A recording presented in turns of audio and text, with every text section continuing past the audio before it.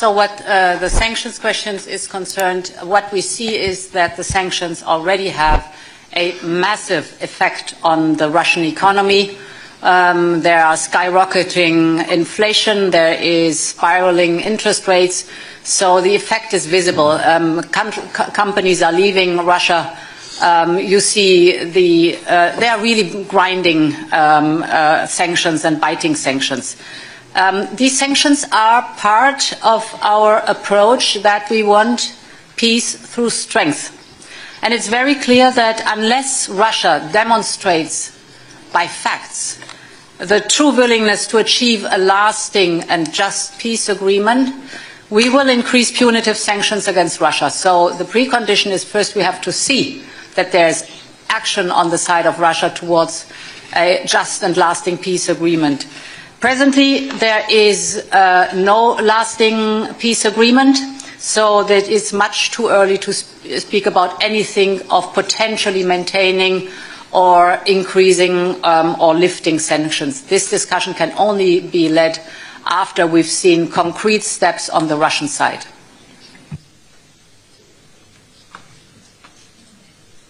Thank you very much. You know, well, we are very often, and also today we speak that we need just and lasting peace. And when we speak about the just, and this war, it's difficult to find just in this war because of such steps of Russia.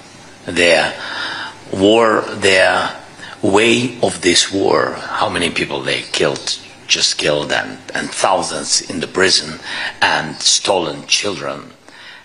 And that's why we'll never forget it, and we can't forget it. And even if I hope that our partners on the same page with us, and not only hope, I see it, but we'll never forget it, and we will really do everything that people who began this war, who unprovoked war, all these people, yes, really will answer, and of course we will work on tribunal even after the hard part of this war. Even when we will go to the diplomacy, we'll never forget these surnames and these people.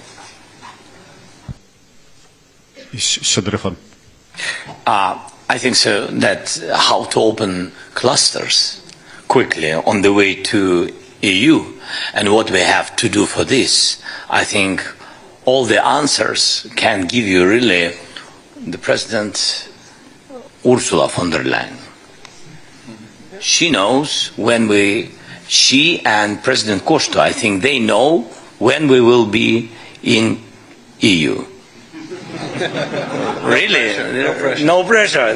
They are decision makers. So. Yeah, but perhaps I may add, I am now witnessing many different accession processes. I must say, I'm so deeply impressed by the speed and the quality with which this country, Ukraine, is reforming and doing all the necessary steps, and these are hard steps, and this is a lot of hard work, while fighting a war of survival is really impressive. So you have here an example for highest merit, highest quality, and speedy delivery that is exemplary. You got three. So now we go to Latvia. Latvian media, Latvian television. Gins Amoliņš. Thanks. So to your question concerning the initiative of President Gitanas Nausėda, I think it's a very noble initiative because it shows a lot of political will and an amazing support to Ukraine, and thank you very much for that.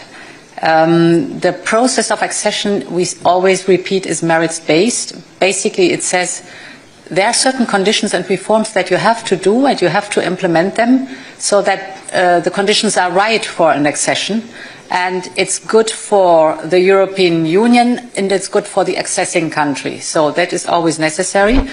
What I want to emphasize is that if you would just only set a date then it would also mean the other candidate countries would ask immediately for a date and not a process anymore.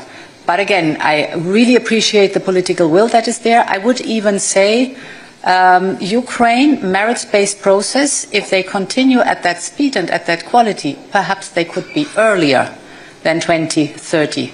So thank you very much for giving the impulse, and let's work hard on all sides really to keep the momentum up. We're almost out of time, but we have one more question for President Zelensky. Sorry, if you allow me. I'm sorry, President. For sure, Ukraine's accession to the European Union will be the most important security guarantee for the future of Ukraine. And we have already decided that this new institutional cycle will be the institutional cycle of enlargement to Ukraine, to Moldova, to Western Balkans, and we don't know, with Georgia. It's a merit-based process, and we are working hard from the European Commission to the different candidate states. And it's very impressive what Ukraine is making, because in fact Ukraine are writing a new playbook how to make reforms at war times. And this is very difficult to imagine. But we are very committed, and I'm sure that the different member states, the European Commission, and Ukraine, Moldova, the Western Balkan countries are working very hard to deliver on this enlargement. And we need also to work among us to make the necessary reforms to welcome these new member states.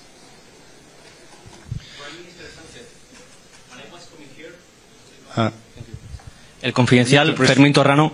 While I was coming here, I met just in the street a Ukrainian friend who told me to say thank you for the €1 billion you announced today. And when I said goodbye to him, a question came to my mind, like, how will you explain to this Ukrainian citizen and other Ukrainian citizens, and also to the Spanish taxpayers, that Spain still this year, last year, 2022, is paying more, 2 times, is paying €2 billion to Russia buying liquefied gas, and today we are only announced $1 billion to Ukraine. And so I would like to ask you, what will you tell to him, to Spanish taxpayers, because this money is still helping to fund the war? And to President Zelensky, I would like to ask that you said trust with partners is very important.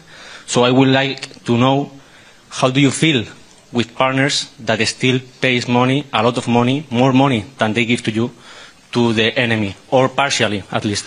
Thank you very much. Thank you. Well, thank you for the questions. First of all, Spain has supported all the sanctions packages approved by the Council. And we've been very constructive and positive in order to increase the pressure on Russian shoulders in order to stop the war. Second, you're talking about private contracts, but the political will of the Spanish government, and I would say the Spanish society, is to reduce and diversify our energy dependencies towards other countries. And we have done so. We have done so. Our main provider is now in North America, not only the US, but also Canada.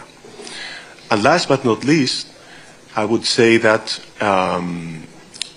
that we have committed ourselves as the Spanish government to devote €1 billion for the next 10 years, each year, in order to provide that military capabilities to Ukraine. So, you know, we are supporting Ukraine. We are supporting President Zelensky and his government, and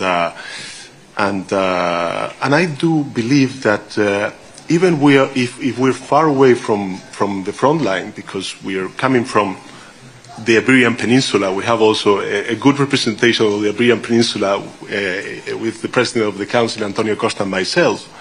I think that people in our society understand quite well the importance of defending and providing this support to Ukraine and its people in order to guarantee that peace and security in Ukraine and in Europe.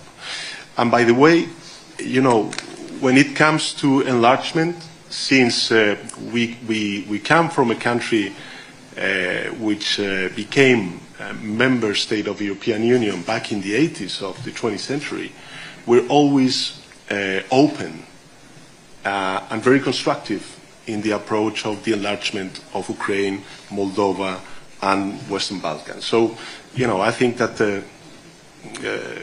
and this is not because it's the political will of the government, it's the political will of the Spanish society, which really feel that solidarity before, when we were, you know, with some problems, and nowadays, when other countries, such as Ukraine, need that solidarity. And I'm also very happy that we agreed with President Zelensky to open a Ukrainian hub in Spain, since we are the fourth largest country in the European Union receiving Ukrainian refugees in our country, to provide that services not only from the Spanish government but also from the Ukrainian government.